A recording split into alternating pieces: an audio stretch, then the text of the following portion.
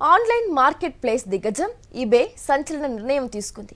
తమ కంపెనీని కొనుగోలు చేస్తామంటూ video game retailer GameStop పంపిన భారీ ఆఫర్ను ఈబే నిర్ద్వంద్వంగా తిరస్కరించింది. $55 బిలియన్ ఈ డీల్ ఏమాత్రం ఆకర్షణీయంగా లేదని, అసలు ఇందులో విశ్వసనీయత లేదని ఈబే స్పష్టం చేసింది. దీనికి సంబంధించిన మరిన్ని వివరాలు ఇప్పుడు చూద్దాం. ప్రముఖ ఈ-కామర్స్ ప్లాట్ఫారం ఈబేను హస్తగతం చేసుకోవాలని గేమ్ స్టాప్ చేసిన ప్లాన్ బెడిసికొట్టింది. గత వారమే గేమ్ స్టాప్ సుమారు $55 బిలియన్ నగదు స్టాక్ డీల్ను ఈబే ముందుంచింది. అయితే తనకంటే 4 రెట్లు పెద్దదైన కంపెనీని గేమ్ స్టాప్ ఎలా కొనుగోలు చేస్తుందనే అంశంపై వాల్ స్ట్రీట్ నిపుణులు సైతం విస్మయం వ్యక్తం చేశారు. ఈ ప్రతిపాదనపై తమ ఆర్థిక న్యాయ సలహాదారులతో చర్చించిన ఈబే బోర్డు చివరికి దీన్ని తోసిపుచ్చింది. ఈ మేరకు గేమ్ స్టాప్ కు రాసిన లేఖను ఈబే చైర్మన్ పాల్ ప్రెస్లర్ బహిర్గతం చేశారు.